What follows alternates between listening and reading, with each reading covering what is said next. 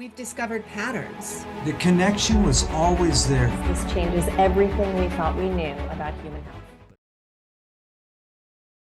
Hello and welcome everyone to Health Revealed. My name is Cory Endrulat. I am joined by Stephanie MoDavis, Scott Gordon, and Leslie Powers. Welcome back to our interview series where we be sharing with you amazing guests and unique or untold perspectives to shift the current paradigm to connect practitioners, health practitioners, practitioners in alternative arts as well. One we have today with us who is amazing, who I've been following for many years, is somebody that I think is going to inspire you and help you see a whole different world that you may have never considered before. From the micro to the macro, the individual to the collective, we aspire to connect the mainstream and the alternative, integrating these solutions. And we welcome you to participate in this whole project with us. Share your story and your resources. This is a fully independent project because we care deeply about our world.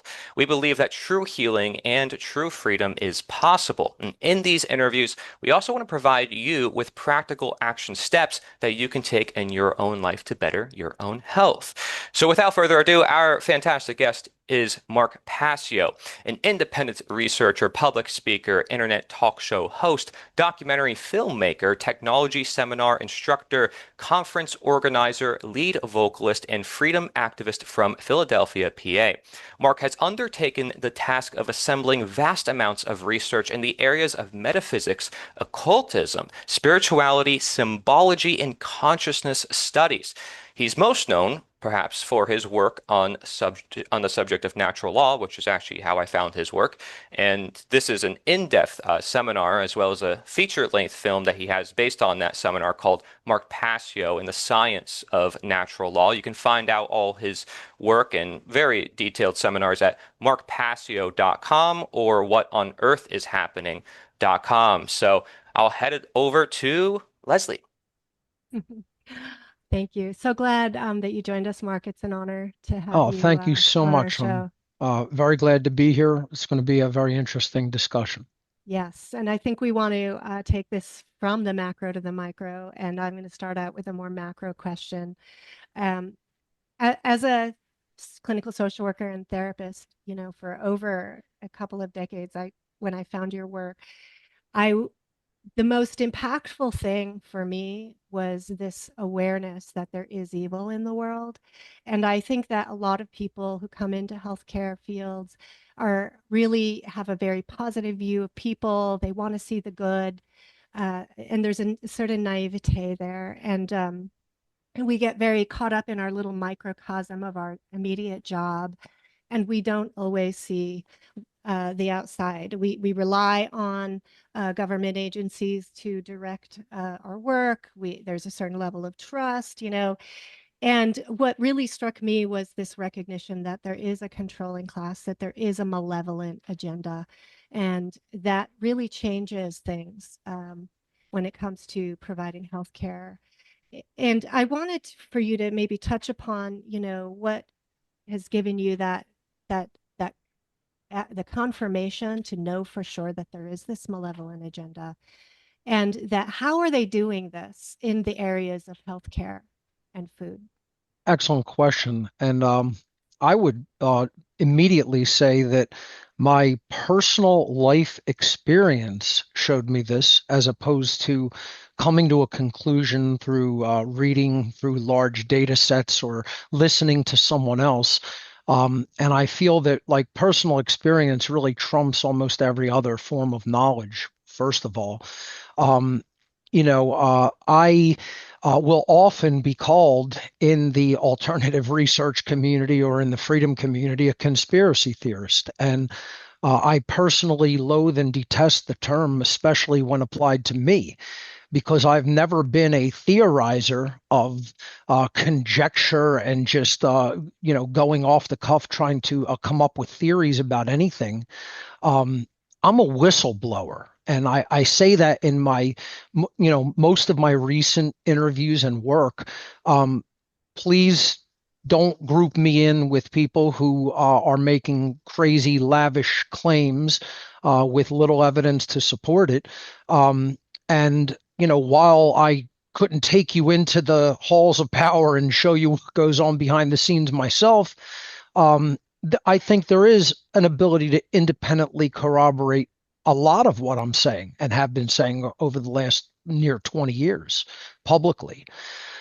So, I have a background with people behind the scenes of power, not in the seated areas of seen power, politics, in other words. I have direct personal experience behind those corridors of power. That's the human puppet show, to show the human masses some fake conflict so that they can get all emotionally invested and make their identity a part of that. The level that of evil and manipulative control over the minds of the masses of people that I was involved in definitely sits enthroned behind that ostensible seen power structure. I say it's beyond what people have now been traditionally calling the deep state. The deep state is the entrenched bureaucracy behind the scene, levers of power, if you will. But the level that I was involved in, I feel, is the absolute mind control architects is where these people are basically operating from, which is the world of the occult and occult societies. Basically, what you would ordinarily call secret societies, but it's a little bit more loosely organized into this network of people with the basic same goals and ultimately the same worldview and mindset. And when we're talking about like even people getting a handle on how these people operate and what their mindset is and what they're willing to do and the length that they're willing to go to, achieve their agendas, I really think that the very first thing, if we're even going to start talking about health and healing, the thing that has to be worked on the most before we even get to any bodily healing or traumatic healing from trauma is worldview has to be worked upon. And if worldview doesn't come first, I harped on this in my recent shadow work seminar, because it constantly comes back to worldview healing. If you don't develop an accurate, non-naive view of the world and what is really going on and what's really operating here, it's sort of like an individual never psychologically grows up to become a true psychological adult. It's like they're still walking through life with blinders on and imagining the world to be a different way than it actually is. And what that is that's what psychological childhood is. Psychological childhood is this state of naivete where the individual wants to believe that the world is just a safe place and most people just have people's basic good intentions at heart and want to help and don't want to do harm.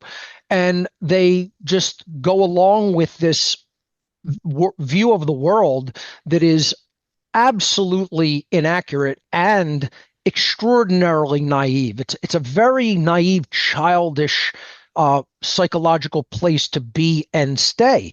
And it's why it's one of the hardest things to explain to people, to even have a conversation about, because when someone does have direct firsthand knowledge or experience of this, or even has an accurate understanding of it from listening to whistleblowers and listening to people who have been involved, or just accurately doing years and years of dedicated research to come to the correct conclusions, you come across this psychological barrier of who wants to hear that they have been a naive child for the majority of their adult, chronological years.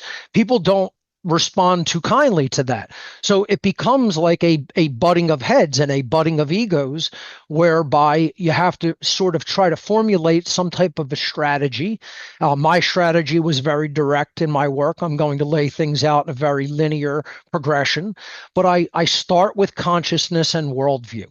And if you really get a person to work on changing the worldview from a belief-based worldview to an evidence, fact-based worldview, number one. And reason and logic take preference over emotion and comfort. That's a hard sell for people, especially nowadays where we're so entrenched in a purely sensate society. And that's what the architects, that's what the cultural and social engineers, that they meticulously set about making a sensate society so people would only want to argue from their emotional standpoint and how they feel instead of from an objective, factual based point of view.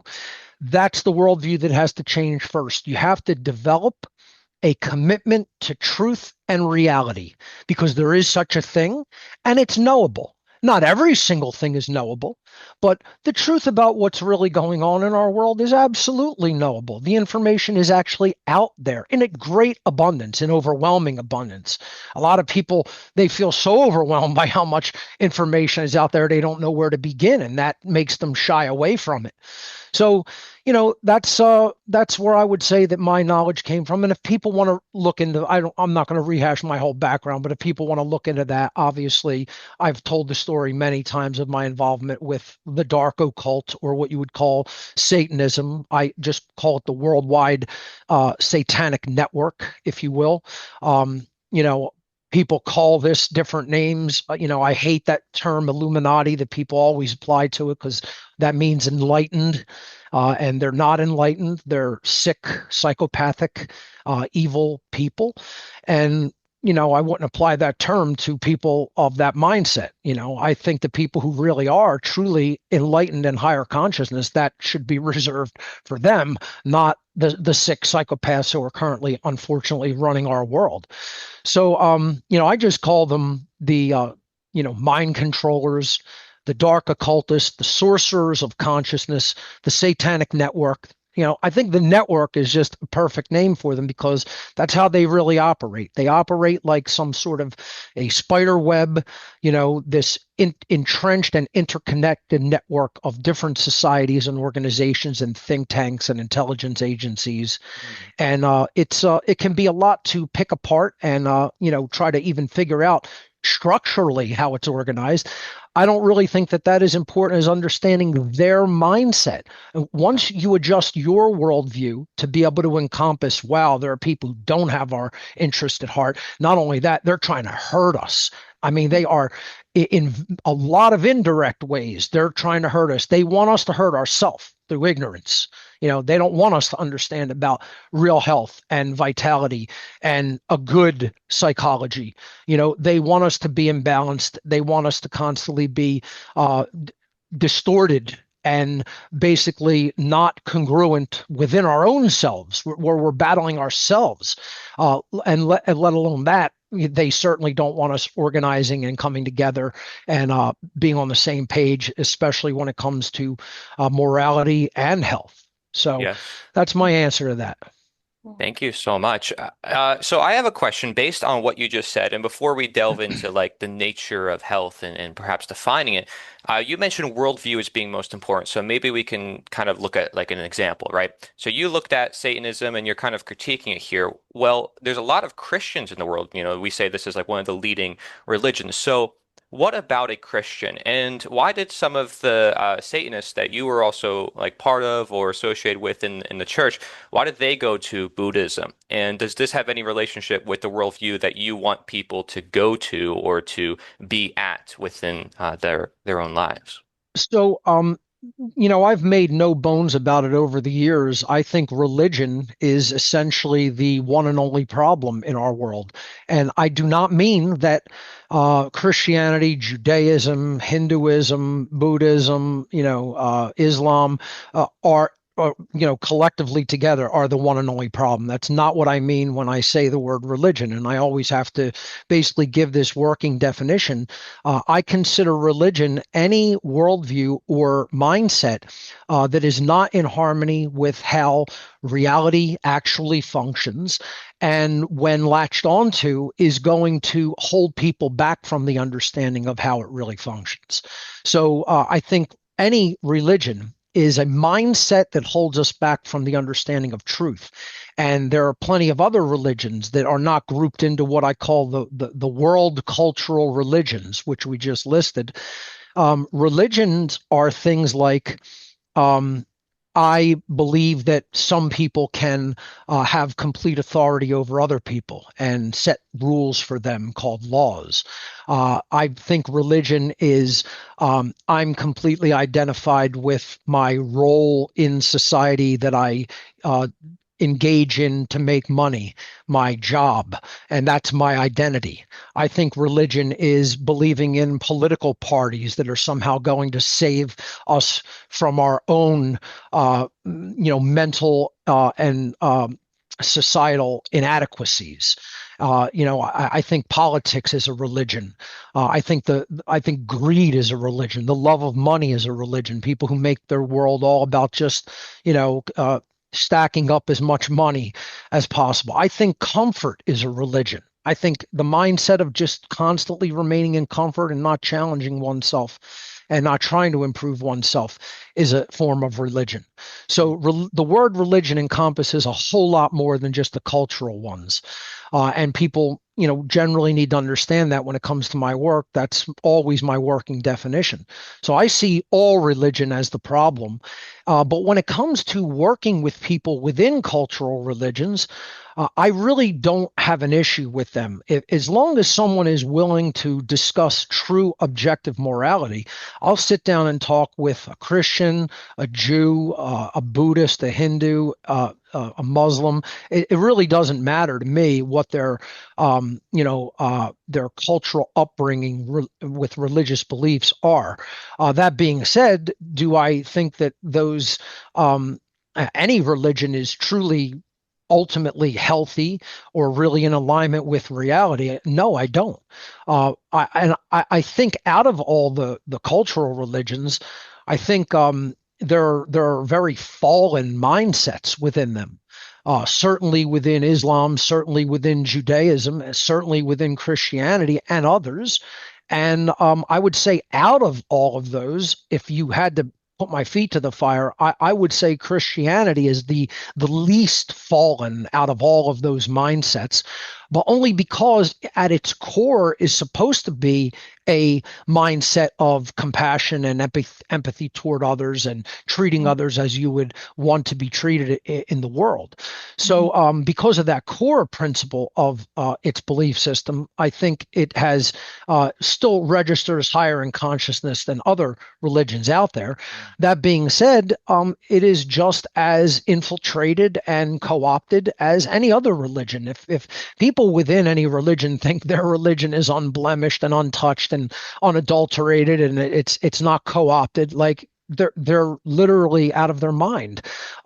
You have to understand that as belief systems, they've been around for hundreds, if not thousands of years, and that's going to allow all kinds of manipulations to come into play by the social engineers of our world, and they manipulate those institutions like they do any other, and they're not untouched. They're not clean and untouched. So I did an entire 5.5-hour presentation called Fake Ass Christians, where I attack the worldview of modern church Christianity, what I would not describe as true esoteric Christianity, but the traditions that are actually taught by the church-based institutions of Christianity, and talk about the ridiculous belief systems within it and how they really don't understand real morality. This is the very crux of spiritual health, is understanding what morality truly is and understanding the true difference between right and wrong. And you get the question all the time from people with a non-religious mindset, and even people with a religious mindset, how is one supposed to actually ascertain what the difference between right and wrong is?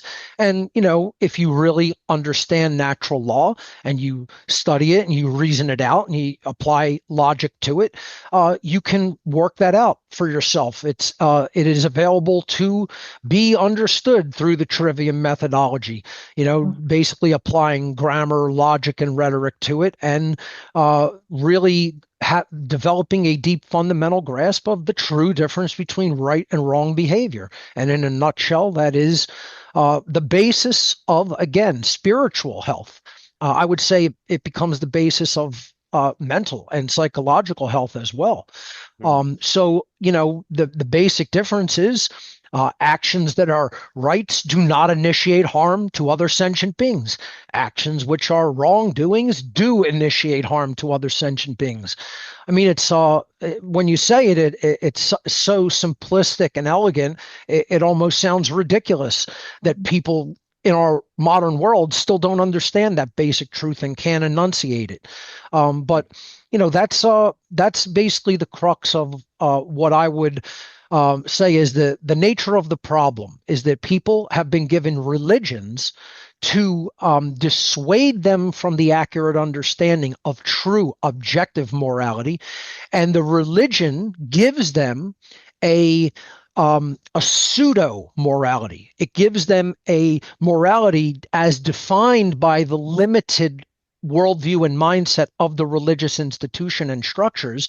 It gives them a distorted version of morality that they then latch onto unknowingly, naively, and in all honesty, lazily, because they want the answer easily provided to them instead of really going off on a journey of truth discovery and truly discovering it objectively for themselves.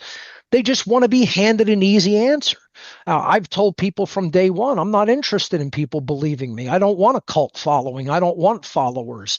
This is not a religion at all. That creeps me out, actually. I basically tell people like that, stay the hell away from me. That's a very creepy dynamic. I want people who are driven to investigate the truth for themselves and corroborate evidence and come to a logical and reasonable conclusion on their own through critical thought. And that's always been my intention.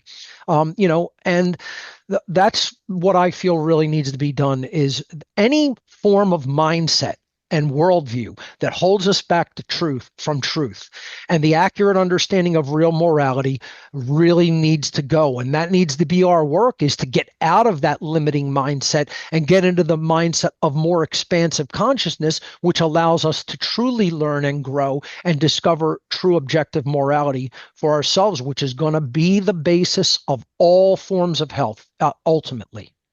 Wow. Mark, can you touch on the role of identity and its role in keeping people asleep and locked in particular holons and these religions, as you're talking about, and really what the first step for an individual who's merged with their identity may need to do to start this process? Yes, I talked about this a lot in my recent shadow work seminar, and I had a slide in it that said basically improvement to the self can often feel like death in many ways. I'm paraphrasing it, but that was basically the title of the slide. And when people really build a self, an attached self-identity from any aspect of what we basically go through and encounter and deal with in our world, they can totally identify in family, and then family becomes the all and the everything. And if my family disagrees, well, then it can't be true or right.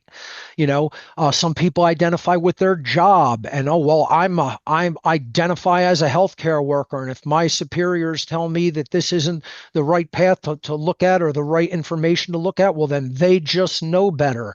And then I'm identified as that worker. Some people identify with politics. Some people identify with nationality.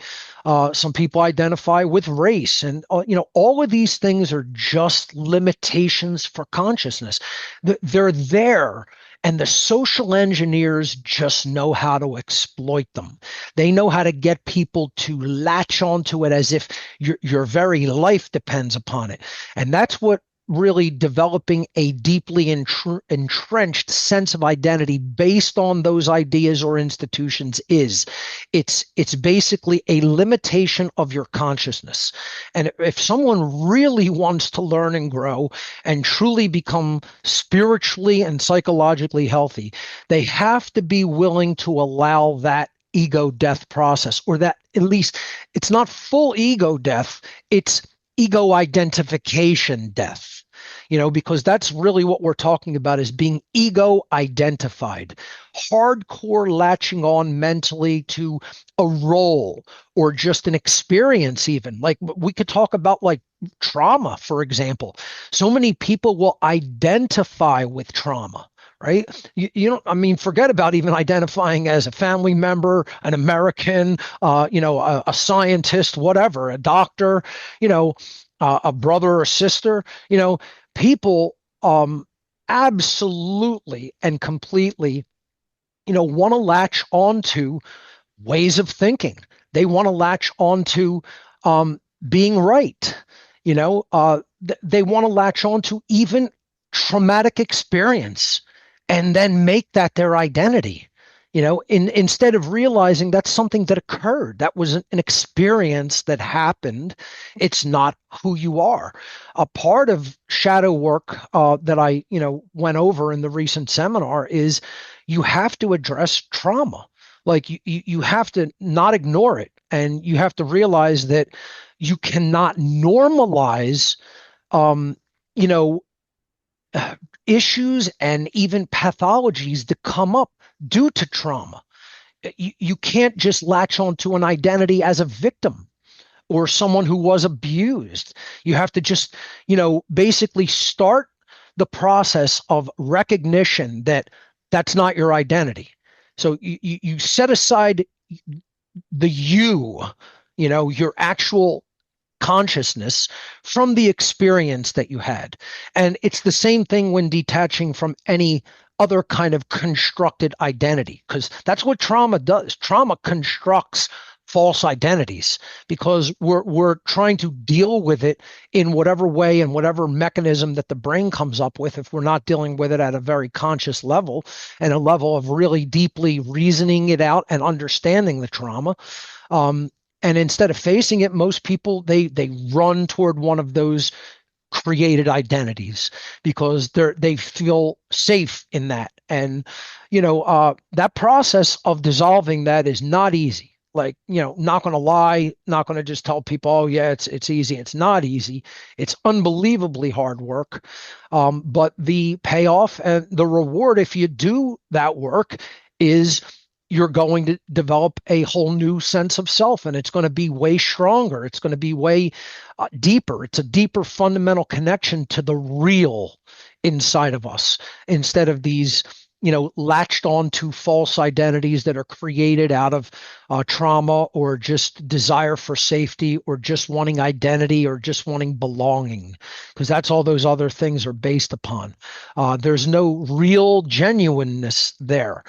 People will insist, no, that's not true. This is real. This is genuine. But anything that's simply an experience ultimately at a higher level of consciousness is designed to hold someone in a box. It's designed to just keep their worldview, their head down, and their worldview just limited.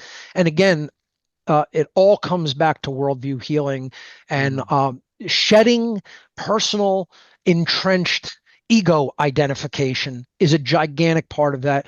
I could not have left that out of the shadow work seminar because that's such an important process. Wow. Would you say your law of freedom, right? Freedom is equated to morality, also applies to health then in that case, based on what you've been saying? 100%. The more accurate we are, and this is why it's so important to have a truth discovery methodology and a mindset that cares for that and is dedicated to that.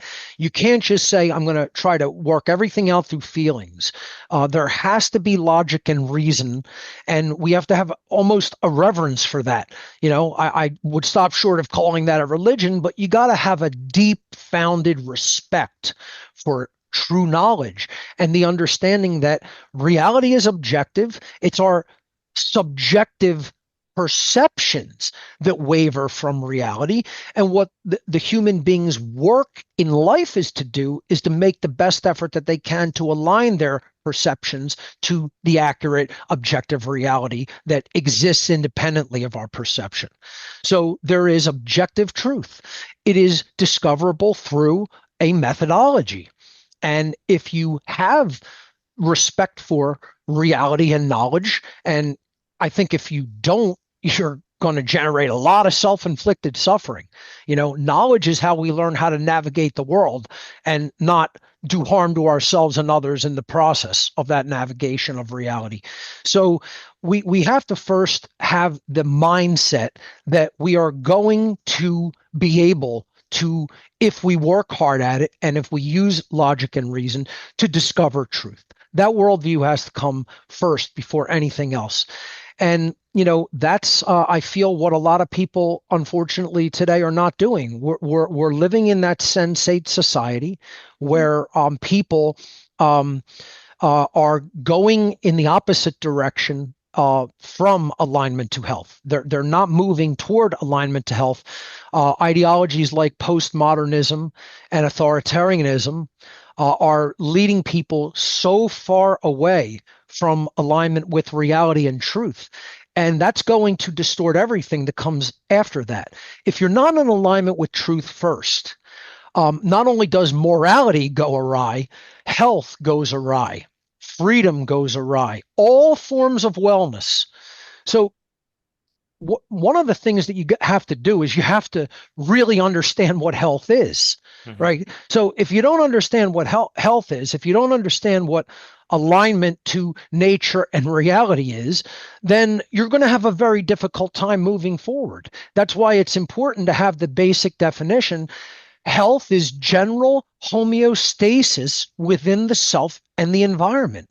It's not chaos. It's not disalignment. It's not dis-ease. One of the parts of my shadow work seminar is one of the greatest mistakes that you could ever make is to normalize pathology, because then what you're saying is this complete distortion and non-alignment to health and reality and nature is just fine, to just let it be that way, or even worse, to confuse it with alignment to health. Like, that's the absolute worst thing you could do, because the more out of alignment with truth and reality and health you are, the more suffering you're causing, not only for yourself, but for others in the world. So truth has to come first. You got to heal worldview. And the worldview has to be healed in the sense that you know the truth is independent from your perceptions, and that it is possible with hard work to align your perceptions to truth with enough knowledge gathering, right? It's not just like believing whatever you want. So it's got to start there. And I would say that absolutely the law of freedom not only applies to human freedom through alignment to natural law-based morality. The basic law of freedom is, as morality increases in the aggregate, freedom increases in the aggregate. And as morality declines in the aggregate, freedom declines in the aggregate. So morality and freedom are in direct proportion to each other. And I, again, don't mean religious freedom. I mean true objective, not religious freedom, religious morality. I'm referring to true objective morality under natural law. So if you start there, then you're going to basically have the truth in hand regarding how freedom works and regarding how health works. And I would say the more accurate you are and the more knowledge that you have regarding how health really works, then that's going to extend outward into society as well and improve it. So health and the overall improvement of society, that's a perfect alignment of the microcosm to the macrocosm. Again, I talked about this in the shadow work seminar in the sense that the more you improve the self and make the self strong and healthy, the more society is improved, because we're all cells in that body. So you don't look at it like, oh, it's all just got to improve on the macro scale. You got to take up your role in that and try to align yourself as best as possible when it comes to spiritual, mental, and physical health. When we do that, we're going to improve society tremendously in the aggregate. The more and more of us do that, and the more of us do that, the more we'll be in harmony with natural law and creating aggregate freedom in the long term as well. Mark, I got a specific question regarding this whole process. In the many religions, especially here in the West, will conflate self-work, self-love with a sin, that you should never be focusing on the self. And you hear this so often. And I want to see if you can explain or discern that nuance between being overly materialistic, overly selfish, influencer, with just literally doing the self-work upon yourself so you can work to heal and grow your soul. Can you speak on that just a little bit? I almost find it hard to believe that that's a very predominant and prevailing worldview amongst those circles, that like self-improvement is somehow selfishness. And I'm not talking about self-improvement when it comes to just in the material sense. Of course, I'm absolutely just basically only referring to it in the internal sense. Now, that doesn't mean that you can't strive to create a nice environment for yourself and have the resources that you require. I would never begrudge anybody any of those things, and anybody that would is like, they're not psychologically balanced, because we need shelter and clothing and food and resources and be able to pay for, the bills that we have to all pay at the current time that we live in. I would never begrudge anybody those physical things, and people should have them, and they should be able to live comfortably and shouldn't struggle for those basic necessities. I feel everybody should have that baseline of existence. But beyond that, we have to look just beyond the physical. Like, this isn't about just comfort. Obviously, I mean, I said that before. I think comfort is a religion that holds us back from the truth and holds us back from real health and real freedom. Gains are made when we put ourselves out of the comfort zone. But that doesn't mean that you can't focus in on what you require at the time. It doesn't mean there can't be self-care. There has to be self-care. Self-care is what will lead long-term to true self-respect, and that makes you stand up for your rights and not just accept tyranny and slavery. So, of course, there has to be self-love. I mean, it's a very naive and spiritually immature attitude on people's respect. I would feel sorry for anyone that thinks that way. And again, I would expect that definitely comes from some religious upbringing or religious thought process, sadly, that they have to look at that again from a different and healed worldview perspective, that only the being that is working upon healing and improving themselves can work on healing and improving the world and society, at large in general. We need strong, healthy people, and self-care is a gigantic part of that. If you have respect for the self, you want that. You don't want to stay in a state of degeneration or even mediocrity. Like I talked about these states, this is what the social engineers want. They want to put people into states of complete ineptitude and victim mentality and helplessness and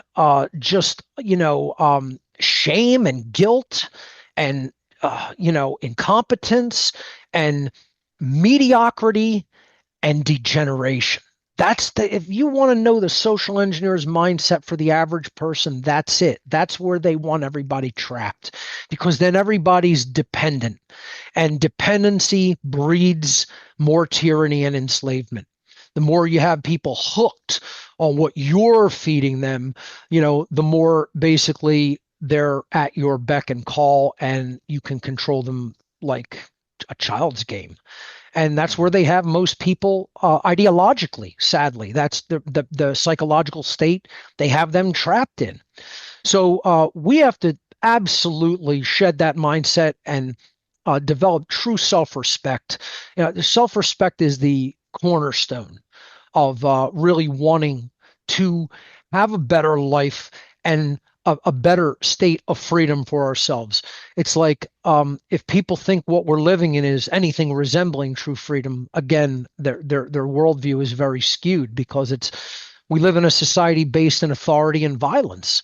You want to talk about things that people have to develop the self-respect to really come to an accurate determination of, that all forms of authority is a state of, I'll go to the most extreme perspective and say it's mental illness. The belief in authority itself is an absolute mental illness. It's beyond a religion. It's a cult-induced mental illness. Because imagine believing that someone else must obey the commands of others, even if they're not harming anybody else. Imagine someone saying that I'm the authority over you and I get to make the decisions for your life. You don't get to make those decisions through your free will. They have to be run through me first. It's like, well, then if you believe in that, you clearly believe that some people are the property of other people.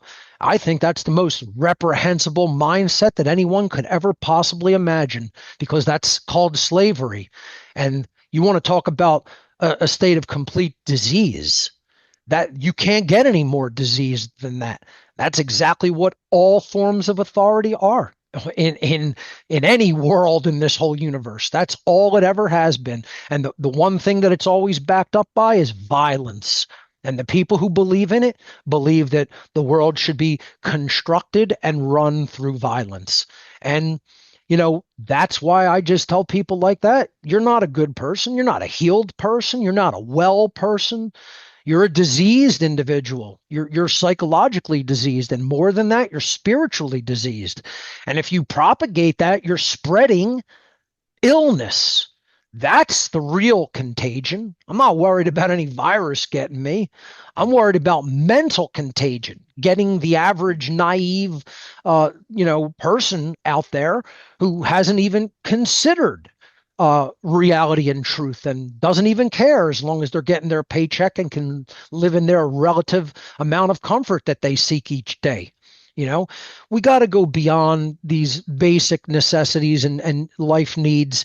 And we got to look toward true internal improvement, real self-respect, real care for the truth, care for what is real morality, getting out of these subjective, religiously induced ideas about morality that just create more confusion, and really aligning ourselves to natural law and dedicating our lives toward real self-improvement and the freedom of our society. That's what the whole great work is all about. And those basic steps are the cornerstones for it, and self-respect and self-care are absolute cornerstones of building that foundation. Hmm. Mark, Wow. I'm wondering if you'd like to comment on the relationship between health freedom and human freedom. Absolutely. People in the health freedom movement consider it quite a fundamental, and I've always thought it too, but I've never really understood how fundamental. It's sometimes a hard sell to even people who are very interested in health and healing, just from a worldly perspective, to get them to understand how connected that is to freedom. The first step is, if you're going to make the decisions about what's going on with your health, your body, your life, the very first fundamental principle from which everything else extends is your life belongs to you. Your life is your property. Your body is your property. Without the understanding of bodily autonomy, and that your consciousness is yours, it's your property, it's not anybody else's property. My thoughts, emotions, and actions are mine. I'm responsible for them. And my body belongs to me. It's not the property of any other, because that would be called slavery. They could still make that claim all they want. It will never make it true in objective reality. All claims of authority are false, immoral, and not able to be backed up by any sense of truth whatsoever. They're untenable claims. So this is what we have to do first and foremost, is just set the basic ground rules that this is my property and not anybody else's property, and your body is your property and not anybody else's property. So once you understand true bodily autonomy, no one can force anything into or out of your body if you make the decision to put it there. If you don't want something in your body, if someone's trying to force it there, it's slavery, because they're making a claim that they have a higher authority of what to put in your body than you do. And I don't care what health crisis is going on. Someone has to acknowledge, I want that in my body. It's just, you could say the same thing about rape. If someone doesn't want a object in their body and someone is forcing it into their body, it's rape. And more than that, it's a claim of ownership. As really, if you look at all of the transgressions, all of the ways that we can harm other people, it's all about claiming to own what you don't own. It's theft. And that's what all forms of immorality are. So the first thing you got to look at when it comes to any form of health is bodily autonomy and the property of the self. It belongs to the self. It belongs to no other. If you believe anything other than that, you're incorrect and immoral. And that's why it's so important to be correct. It's like to get the right answers is critical. It's top of the list, right? It's like we're not just talking about like spreading some nebulous, hazy ideas here. We're talking about concrete truth that is discoverable, and how important it is not to get that wrong, how important it is to be correct. That doesn't mean you keep doubling and tripling and quadrupling down when you don't have the data that you need to make the correct to arrive at the correct understanding. You actually have to be correct, and there's a process for that. It's gathering all the information. It's pouring through the information with all kinds of logical transforms that you could perform upon the data set so that you can actually understand what you are seeing in this huge body of grammar that you've gathered. And then after you sort through that extensively to understand it, then you could start acting upon it once the accurate understanding is in hand. Most people don't do that. They listen to little blips or sound blurbs or little snippets here and there, and then they try to reason everything out with their feelings instead of actually reasoning it out with the mind, organized logically and rationally with the trivium process in hand. So that's where health is totally connected to freedom. The ways that we think about health and the information that we gather when we want to come to an understanding about a problem with health, and then what to do about it, how to make an accurate diagnosis. Another concept I talked about in the shadow work seminar. If you're working on mental health, you got to diagnose problems. And if there's problems there, you don't ignore them. You tell the truth about them. And I mean hardcore. You tell brutal truth about problems, and you make accurate diagnostics. You have to learn diagnostics. You have to learn troubleshooting, right? So these are the foundations of all good health. It's the habits of good health is number one. You have to gather the information, and you got to be accurate about it. You can't just be nebulous or working through feelings, right? Gather the data. It is possible to come to correct conclusions if you have enough data. The bodily autonomy is absolute ultra paramount. All right. You have to understand the property that is our body for each of us. Our consciousness is our property. So that comes to, if you want to put anything that is consciousness altering into the body, if you're doing that in a peaceful dynamic and you're not harming other people, doing that and then taking the action of harming somebody else, you would have to be responsible for that behavior, right? But if you're not doing anything harmful, you have the right to experiment with consciousness as you see fit. It's amazing to me that people who say that they want health or say that they, basically are interested in the dynamics of self-health and self-care don't often look at the dynamics that come in involved, are directly involved with it, that are totally entwined with human freedom, such as bodily autonomy, such as the illegitimacy morally of the belief in authority and how that is based in violence. If you're somebody looking for health in all ways, again, physically, mentally, emotionally, spiritually, you have to examine those concepts from a fundamental worldview perspective. I would say before you're even going to go into issues of the body, right? Get the mindset and the worldview straight first, because the mind-body connection is real. You know, I talked about it again in the recent seminar. It is profoundly linked, right? If there's a problem going on in the mind, it's going to reflect in the body. Often, if there's a problem going on in the body, you're going to see mental imbalance as a result. It's a one-to-one direct connection, and it's a proportional connection. So these dynamics are totally related to human freedom, because again, as the individuals of a society are physically healthy, they're not going to be dependent on the state. They're not going to be dependent on somebody, quote unquote, taking care of them from cradle to grave, right? They're going to be responsible individuals. If people are mentally healthy, they can make informed choices. They understand the truth discovery method, and they can come to the truth, come to know the truth by employing it. And that's going to extend outward in society, where people are not easily manipulated. They're not naive anymore.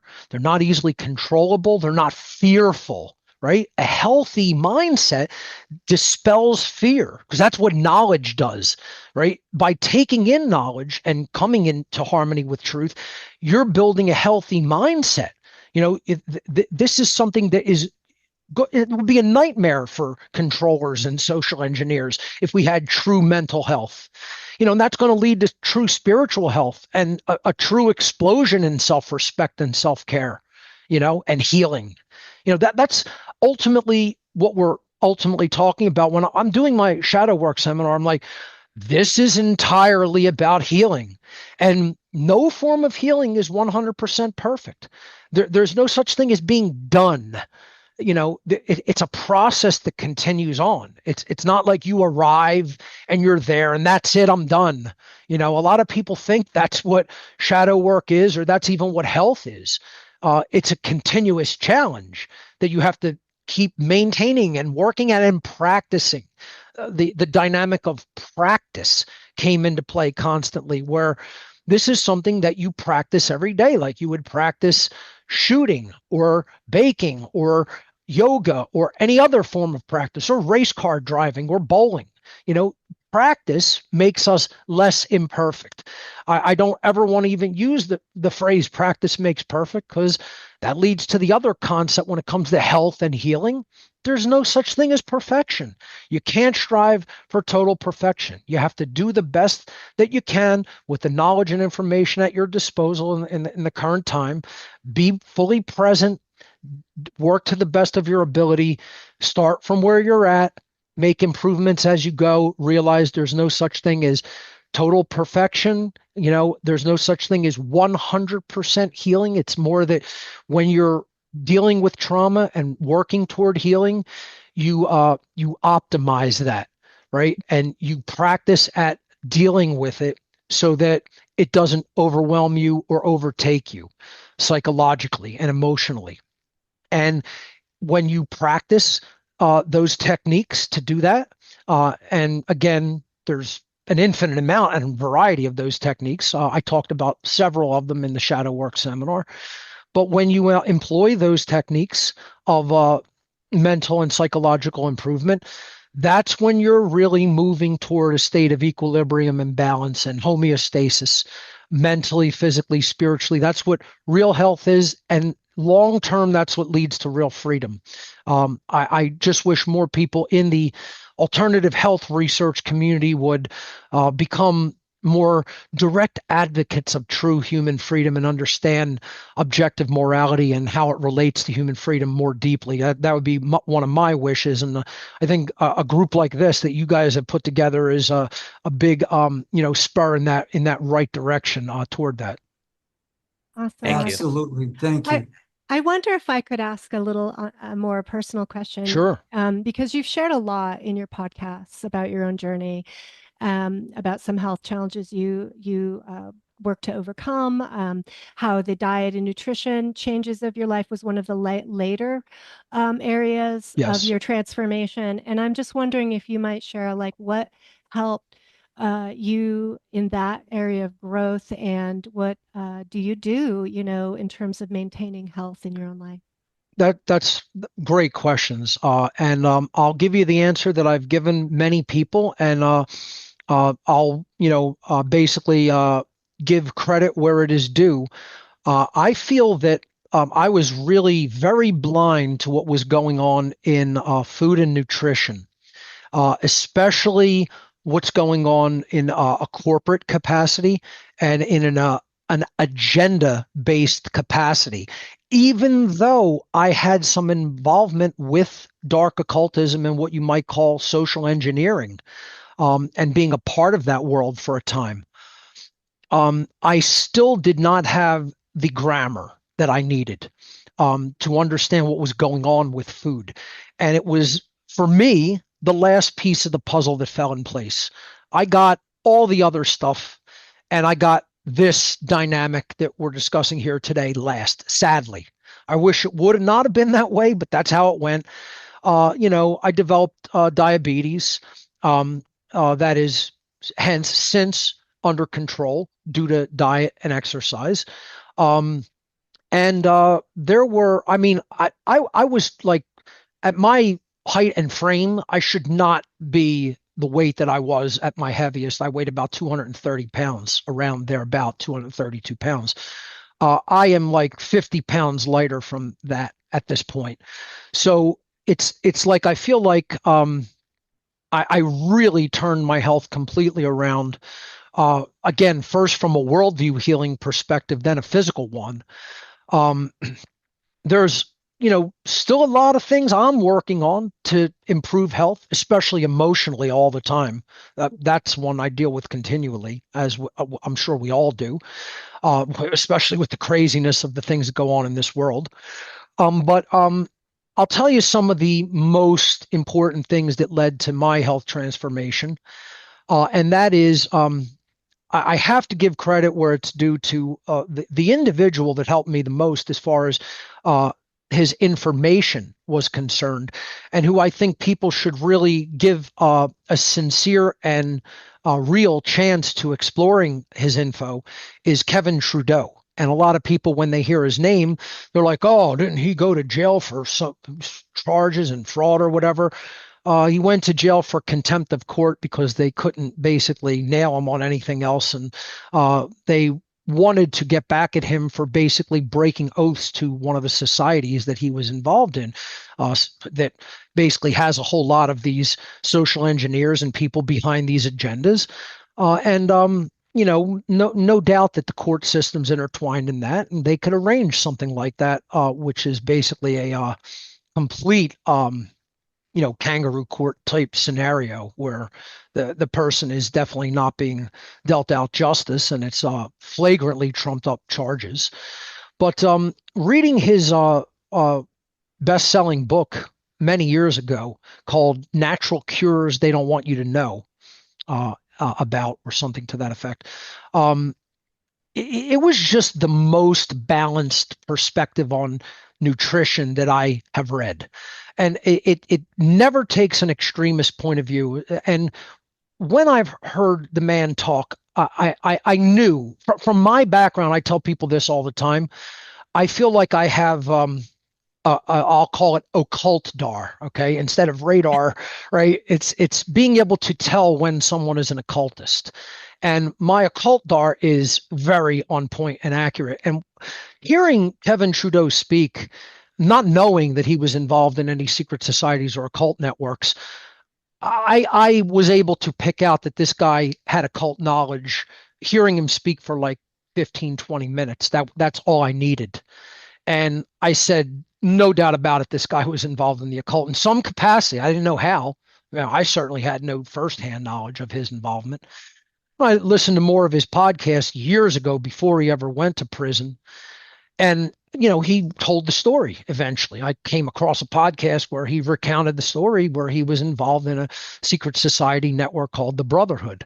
And it is a very real, institution known as the Brotherhood of the Great White Brotherhood of the Snake or the Serpent. It's a very old secret society, actually, that basically can trace its lineage back many, many thousands of years and continues on in the modern day in different forms. And he was a member, and he basically worked with a lot of people that were involved at a very high level, like a CEO level. He talks about his discussions and, I guess, somewhat of a friendship he developed with the CEO of Kraft Foods and other people high up in the food industry.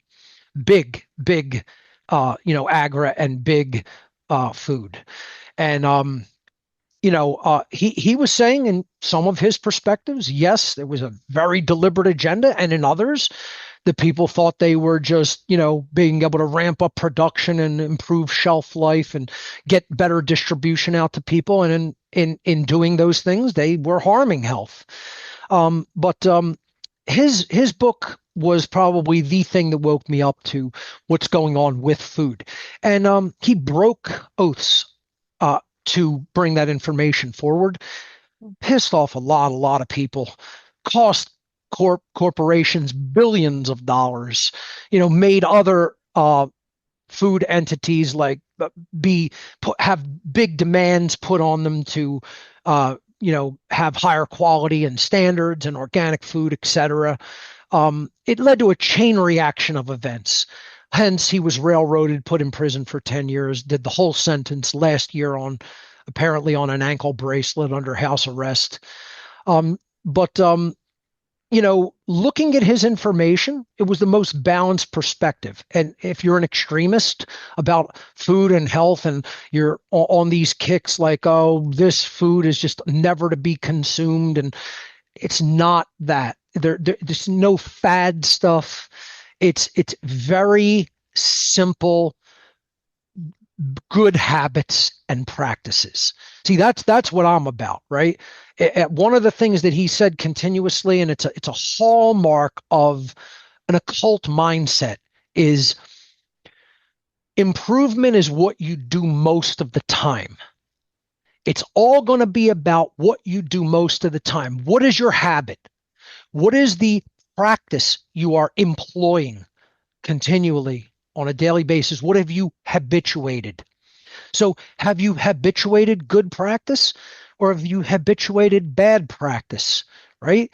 It's all about your habits, right? And this is what practice of any form of self-improvement, like health or mentality or spirituality, that's what it is.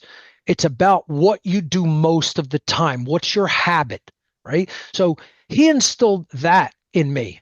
And I feel like those two things together, the information he brought forward and how powerful that was, and then the idea of you don't strive for perfection here. You strive to set good habits and habituate them daily, right? And if you falter, you falter. And you don't beat yourself up endlessly over it, no more that you beat yourself endlessly up for trying to do, mental self-improvement. You pick yourself up, you get back on the horse, and you keep going forward, right? It's the same thing with any kind of true self-improvement, and it applies to health in the same way. Let me tell you that one supplement that I found that I could never not take, that like once I discovered what this supplement did for me, and maybe I had some sort of an imbalance with the thyroid, as many people do, and it often goes undiagnosed and we don't realize that we're having thyroid problems. Nascent iodine 100% turned my health and vitality completely around 180 degrees. It was like a magic potion. And I say that about nothing. I say that about very few things. I'm sort of been experimenting a lot with methylene blue lately, and I have very good results with that as well, and have taken it for actually many years, just much more reliably over the last year and a half or so. But nothing was more profound than a daily recommended dose of nascent iodine every day. I've been taking nascent iodine daily now for at least the last 15 years. And I mean, I don't miss a day. Okay. It radically restructured my energy. One of the other ones that I'll say I think is very good and successful is a 5-MTHF, a 5-methylfolate. It's mitochondrial support. And this is a lot of an issue for many people that again goes undiagnosed. Thyroid issues, mitochondrial issues, which is where the energy is produced in the cell. If you can improve those two areas, I think it's a basic kickoff point. And I think people would see that if they first obviously do research, make sure this is something that you're ready to experiment with after you've gathered enough knowledge. Obviously, nobody here is going to give any medical advice. It's just putting information out there about supplements that are widely available, are actually really not that expensive, that you can get in a pretty clean form in today's world. And those are the things I saw the most radical improvements. It was the information, number one. You got to get it right here first, right? And then those two supplements. I can't recommend Kevin Trudeau's work to people enough. Regardless of anything else you want to think or have heard or see, I'm not speaking about every single aspect of an individual. I'm saying his information from Natural Cures, absolute top-notch, phenomenal as far as I'm concerned, right? And it's a balanced perspective. It's not one of these. I'm not an extremist when it comes to food. I'm just not. I don't say it's all this way and that's it, and you have to do this exact diet. I don't go down any of those pathways. I try to, I think the best and most sound, logical, reasonable approach is eat as close to nature as possible. What comes from the earth is generally supportive of us and our health and life, and the sun in conjunction with the earth produced that. And you eat as close to that as possible. Try to keep ultra processed stuff away. A lot of people go into all kinds of stuff when it comes to sugar and water and carbs and fat and all. It's like, I don't really think anything that's natural is bad as long as you're not abusing it, right? Don't abuse things. Just use them as, nature intended. Stay in balance and you'll stay in homeostasis. I take a very common sense approach. I don't support or propagate any fad diets or extremist claims about any particular foods. You hear every single day, you hear a different thing. Carrots are bad for you. Broccoli's bad for you. I heard some new thing. I don't know, like don't take vitamin C. It's like, look, I get that people are always looking to hear whatever the new trendy thing is, but it's very simple. Eat as close to nature as possible. Keep processed foods out of your diet to the extent that you can. Keep refined sugars out of the diet. Supplement your diet, because we're not getting everything we need through food. So I think supplementation is phenomenal, and I think it's one of the things that I've really amped up. I take probably 30 supplements every day.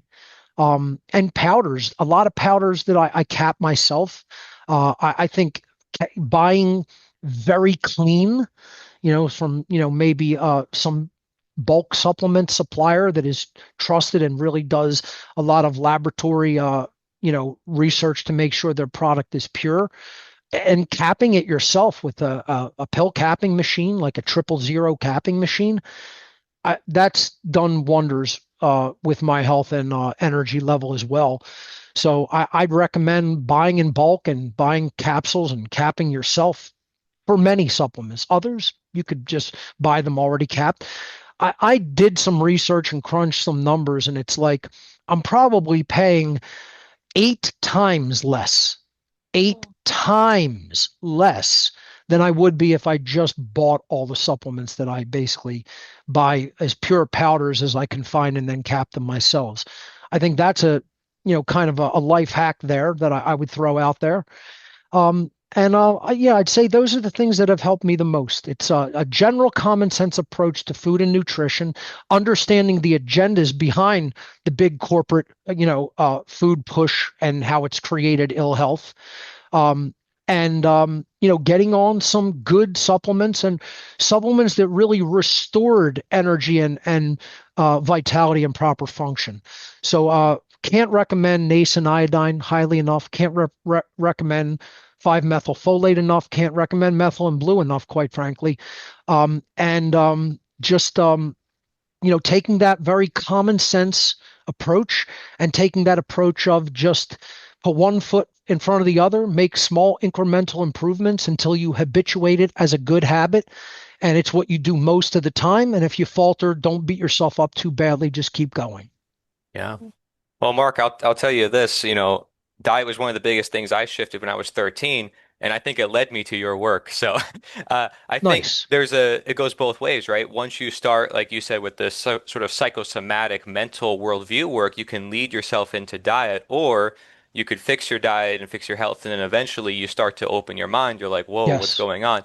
And so I think it can go both ways because just as you demonstrated before, it's this law of freedom, the law of health. These two are equated with morality. Absolute 100% correct. Couldn't have said it any better. Absolutely. Leslie, you had a question, perhaps? Oh, I was just thinking about omega-3s. I wanted to throw that in there because it's really Yes. important for brain health, and a lot of mood disorders can be actually extremely helped by taking omega-3s. And there's, vegan sources that people Very important. prefer that. I take vegan sources of that every day as well. I supplement with that. If you want to talk about any specific supplements or approaches, I'm open to discussing that a little bit. That's definitely another important supplement. I supplement a vegan B12 every day as well.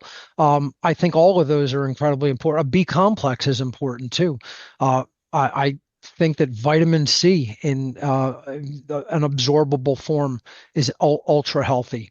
Juicing. I mean, I have to say one addendum to what really helped me get in a better frame of mind and bodily framework when it came to health, and that is juicing, fruit and vegetable juicing. It's ultra important. Most people don't do it because of the time investment to do it. But I have to say that the individual who helped me there the most was Jay Kordich. Kordich, I believe he spells his last name. Jay Kordich, I consider one of the fathers of juicing, and just fantastic techniques and combinations, and again, very sensible, common sense approaches when it comes to using a juicer. I had his brand of juicer years and years ago. I've since switched over to like a Breville brand one, and I also have like a slow auger juicer as well. I don't recall the brand name, but Jay Kordich, who has unfortunately since passed several years ago, I think really helped me to understand health and nutrition through juicing as well. I think Dan McDonald has done a lot of great work with juicing. He calls himself the Life Regenerator, has put out wonderful videos on specifically green juicing for health and for detoxification of the body. Would highly recommend his work as well. So there's a few names, added as addendums, and absolutely juicing is juicing and blending, critically important. Get a good juicer, get a good Vitamix. I find Vitamix great blenders. Use it every day. I use the dry blade container of my Vitamix for actually grinding some things. I just ground some Heishu Wu today. It's called Foti is another name for it. It's an adaptogenic root bark. I bought it, in these big chunks and prepared so that you could just grind it up and cap it. Threw that in my Vitamix, dry blade, I mean, I got such a fine powder grind on it. It's going to cap beautifully, So that you just have to take a daily investment in your health. Put an investment into some supplies for your kitchen, Take common sense approaches. That's what led to the general state of health that I've arrived at. And again, nothing is perfect. We all have to continuously make improvements. But I try to eat a healthy plant-based diet, supplement my diet, do juicing and blending. When I'm done with this interview, I'm going to go make a smoothie. Me too, I'm going to go actually. make a strawberry, blueberry, banana smoothie with some vanilla protein powder in it. Yeah. And that's going to be my lunch, my late lunch. Yeah. It was listening to you that I was inspired to juice watermelon and, so good. cantaloupe. And you were right. It's so good. And I just wanted to draw one final link between self-respect and trauma healing to valuing one's health and taking the action steps, right? And there is a certain degree of sacrifice in this. And I see people stop eating organic, stop buying these things to save money, and where the economics comes in, that this becomes one of the first areas people sacrifice. And for me, I really went the opposite. I was like, no, I am going to invest my money where my values are and in my value of health and my value of self, and, buy the supplements and the blender and and the organic food. And I do think that it is important in our alignment, our internal alignment, that we start reflecting on that. Critically important. I mean, that's your investment. If you want a payoff, if you want a reward at the end, you got to make the proper investment, and there's a little bit of risk that comes with that, as there is with anything in life. But, without that risk, there's no reward on the investment. So make the investment, take it seriously, put the resources that are necessary behind it. And you're going to see the yield, the payoff in the long term. Obviously, that requires habituation of good practices, as with anything else, to become good at. But you do those things, you're going to see the payoff in the long term. Thank you, Mark. If I can ask you, Sure. the importance of relationship and your close surroundings of your tribe that you hang out with, and how important that is for your health. It's very important. And obviously, mine is selective, and it's few. So I feel like, in order to try to limit drama and chaos, I try to keep that selective. That's how I would word it. Some people will see that as, that means you're cutting yourself off, or not, taking advantage of whatever opportunities. It's like, I don't really see it that way. I definitely value quality over quantity. At the same time, I've moved out from the city to the suburbs. It's a drastically different social dynamic, where it can get, a little bit lonely at sometimes. I try to be a social creature as much as possible. I think that's a big part of health. A lot of people take that for granted and don't, see to that dynamic enough. But maintaining relationships is very important and difficult, because we're complex creatures, and a ton of different angles and dynamics can butt up against each other, and cause a headache sometimes. And what we have to do is all work together to try to be on the same page about general health, be on the same page about what the long-term goals are, right? And then that's when you can work together and develop a synergy. And again, it's all mindset has to come first, right? Mindset has to be there first, where you're saying that you're going to establish a good habit and try to leave bad habits in the background. And if we're in a positive and healthy and sustained and nurturing relationship, then I think all parties are going to be interested in those long-term goals and want to achieve them and move the needle toward them. So, that's what I would say about relationships and basically being selective about choosing the people around you, because some people won't build that. Some people will, detract. You have to really be selective and try to choose the right people and choose quality individuals over quantity, just because, the alternative may be a little bit less of a road traveled upon with compatriots, if you know what I mean. So that's my take on, relationships and health. Mm. I just Yeah. have one last question, and that is, like all of us here, I think we're pretty serious folks, and we care a lot about the world, and we can be intense and really obsessed with researching and doing this work. One thing about you that's been really attractive over the years is your really radical transparency about your own process. So one of the reasons why I don't trust most healthcare professionals, because they're very untransparent about their own process and the things that they go through. There's just this boundary and wall, but your ability to really be honest and talk about the stuff that's even not so light Right. and fluffy, you Yes. just really throw it out there. But Thank you. I appreciate that. I'd like to say, yeah, go ahead. I was just going to say, for, living in the world that we do, I think people are having a big trust issue. And I think one of the first indicators whether or not you feel you should discern whether to trust somebody or not is their ability to actually be honest in the face of their own shortcomings. If you can't do that, then I think that's a red flag of, whether or Right. not I can trust this person. Should be so simple, right? Like, why would I bother to try to hide stuff? Like, I like who I am. I'm proud of the progress that I've made. That doesn't mean I think I'm perfect. God knows I'm not in any way, shape, or form perfect, but I've put in my work. I continuously put in my work to try to improve and better myself. I try It's to hold evident.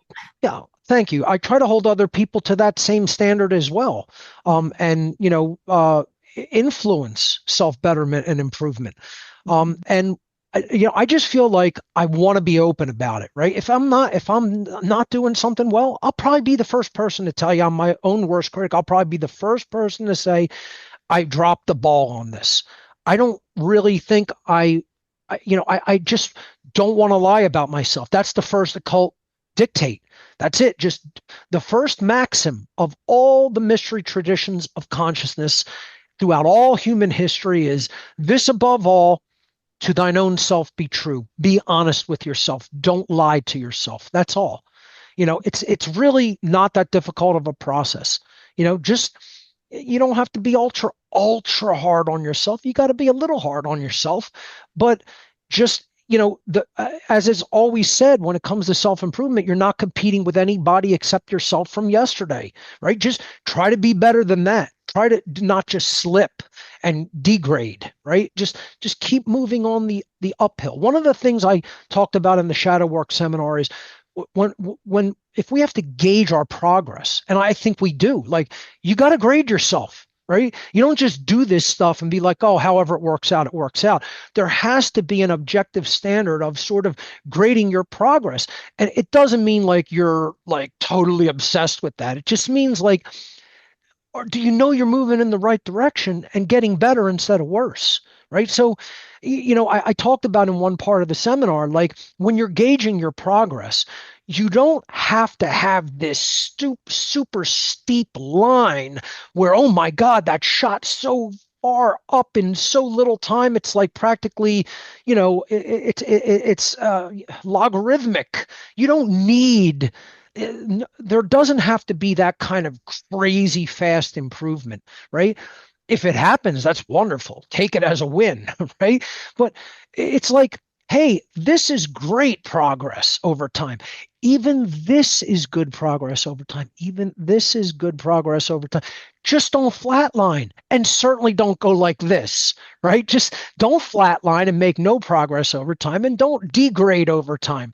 Just make steady uphill progress over time, and you're good. You'll get to where you need to be in general. Right?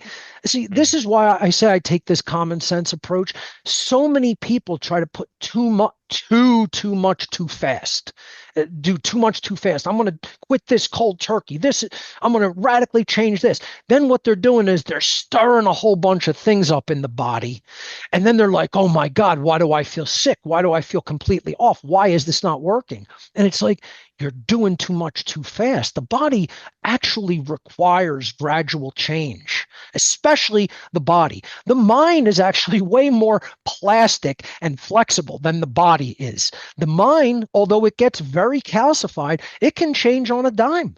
Somebody can change their worldview and their perspective by just hearing the accurate information and be like, wow, I never thought about it like that before. I never heard it spoken of like that before. The body, when you get into habits with the body, time is going to be required to adjust and undo bad habits and then habituate good ones. I would never tell anybody, radically change this ultra fast. That's a recipe for disaster. I want to see society change real fast. Would I want it to be so colossally fast that like it's so chaotic that it actually creates more suffering? No. The mind would have to adjust. People would have to adjust behaviors. I think it could happen very fast if the mental adjustment is made. But as with something complex system, it would require some time, and we'd have to give it some time. And the body definitely needs time. I'm not one of these extremists of cold turkey approaches or radically quick shifts in habits. Start with small incremental changes. Get comfortable with them, habituate yourself to them, improve steadily over time. Very common sense. That's an occult perspective, quite frankly. Occultists will teach you that, okay? And, that's where my information and the path that I'm trying to put people on is a path of self-discovery, self-improvement, and self-initiation into deeper levels of awareness and consciousness. It's part of the esoteric traditions over time. It's where I draw from. I take an integral approach. Once again, just like with food and nutrition, I don't do extremist stuff. I don't do like one hardcore tunnel vision. It's a very wide open and eclectic array of information and approaches, and then you integrate them. It's called the integral approach. And again, that's what I said was my approach to shadow work. It's my approach to health as well. We need an integral and eclectic approach to this information and these practices. Wow.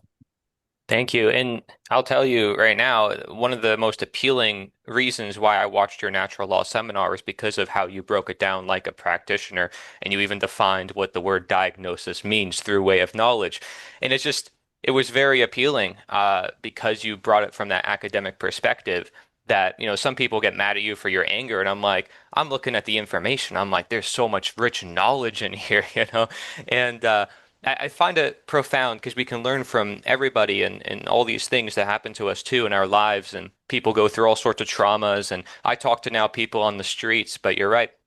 I'll try to go to some church like I shared with the group yesterday. I went to some church group and it's just like, I can't do it. Every time I try, there's a blockade somewhere in their mind. And I find it very interesting, though, because I expose myself to that on purpose because I want to understand more of their perspective. I'm not trying to create an echo chamber, hide myself away from the perspective I'm trying to understand.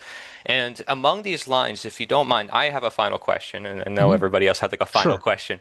So this one's a little bit complicated, but I think it's important because of your recent work on shadow work and what we see within online communities and among influencers, and yourself now, you've created a bit of an influence, on the online spaces per se. Though I want you to always, of course, share the truth and be honest, regardless of numbers. And that's the way I look at it too. Like you said, any progress is progress. And that's why I've been doing this all day and all night for the past, 4 or 5 years. But tell me if I'm wrong, right? So there's a lot of nuance. We have to see the bigger picture. And that helps us expand our consciousness. And we have to continue to challenge ourselves as I demonstrated. So when we're sharing the stuff about natural law or objective morality, what I've noticed and I've observed in myself and in other people who've studied this work is it definitely helps us see the ideologies that we've fallen into, whether it was government, religion, etc.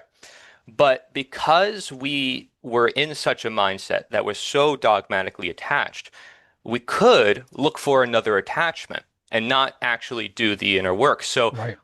is there the scientism or left brain attachment to objective morality and natural law?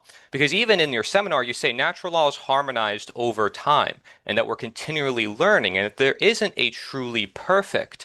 And although we might say the natural law itself is perfect or the truth is perfect, our perception isn't, because, like you showed the wavelength, we have to, over time, try to align our actions, our beliefs to it. And so there's also this identification, right? I'm an anarchist, or I'm a vegan, or I'm a natural law teacher. When in reality, we might want to embody the principles more than, speak or merely display. You mention in some of your seminars, natural law is the only solution. And I think these are just nuances to look at. I'm not trying to blame you. I'm blaming the followers of you, because Sure. maybe you've seen it in your own community. I just want you to be honest with me and tell me if you have. But I've noticed I grew attached to it when I first came across it. And I was speaking word for word everything that you were sharing. Natural law is this is that. And although, because I love that framework and it made it really easy to understand, over time, through teaching it and through practicing it and through talking with other people, I developed my own approach. I still agreed with the premises, but Mhm. I found other ways to portray it. So, going further into this, you said you don't want a cult following, and I mentioned the attractiveness lures us in, so it can create a cult-like mentality among your followers, and it's not your fault. But I had to develop my own worldview, and so then you see voluntarism, self-ownership. You look at Larkin Rose, he doesn't Yes. define morality specifically.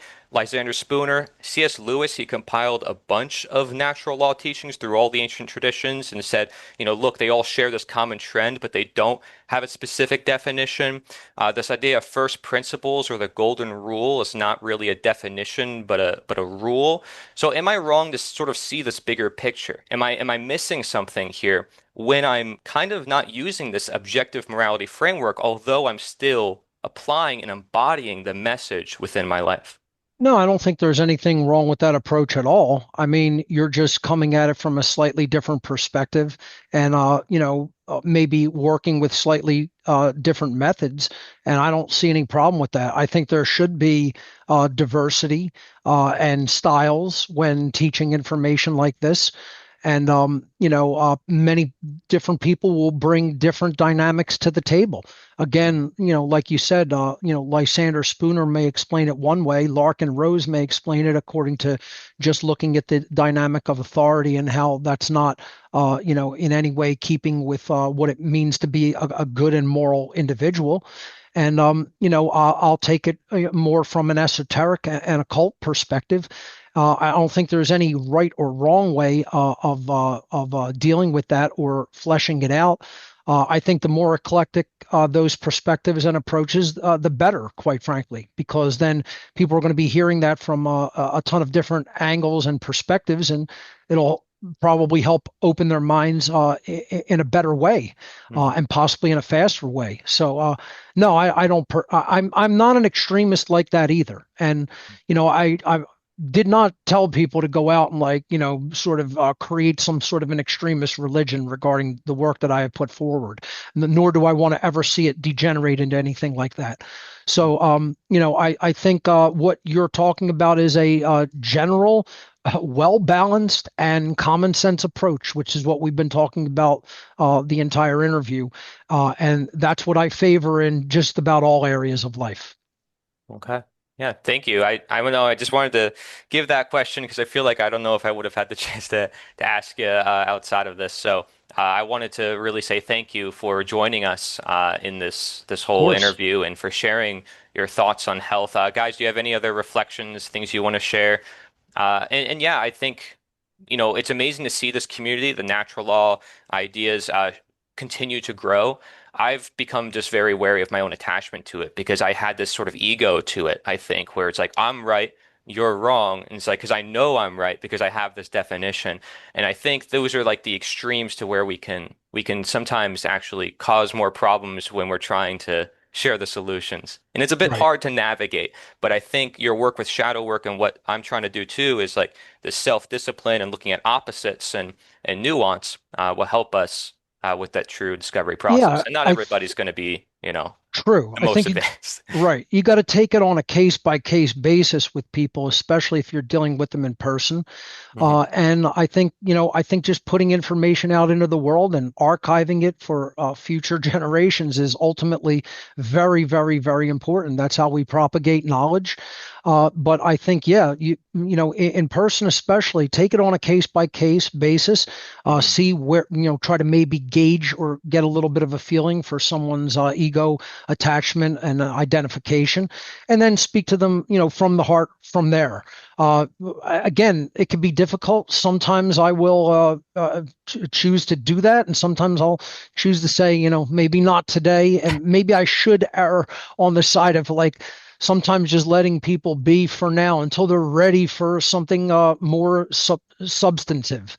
They have to want that self-improvement. They have to want that self-respect, and they have to want to be doing that self-care work to generate real health and real freedom. And that's what it's ultimately all about. And again, we can take that on a case by case basis and have a lot of different eclectic approaches to teaching that and helping to propagate that. So one of the things I just want to say is thank you so much for inviting me, and thank you for you guys putting together a dynamic group like this to do this kind of work, because including and incorporating real health into the dynamic of human freedom, and teaching all of this from that incorporated and integral perspective is extremely important work. So this is a great project, and I wish you the best with it. Thank you, everybody. MarkPassio.com, whatonearthishappening.com. Check it out. Shadow Work Seminar is one of your latest works. And any other announcements you want to make as a final note? I have How to Become the True Media coming up, where I teach potential content creators who want to kind of break into the content creation field and teach natural law to how to do that work from the technical perspective. So it's a technology seminar about how to become a content creator. If people are interested in that, they can visit howtobecomthetruemedia.com and enroll. The classes go from January all the way through June of 2026. Enrollment is still open until the end of this month. I think I close enrollment on January 1st. So people still have plenty of time to enroll in the 2026 How to Become the True Media seminar if they so choose. And if you want to look at all of my information that I've put forward over the years, my main website is whatonearthishappening.com. And if you want to check out other great content creators, such as everyone right here in this interview, check out onegreatworknetwork.com, and you'll see a bunch of content from many, many great content creators out in the world at that website. So there's all the info people need. And thank you very much again, guys. Really enjoyed it.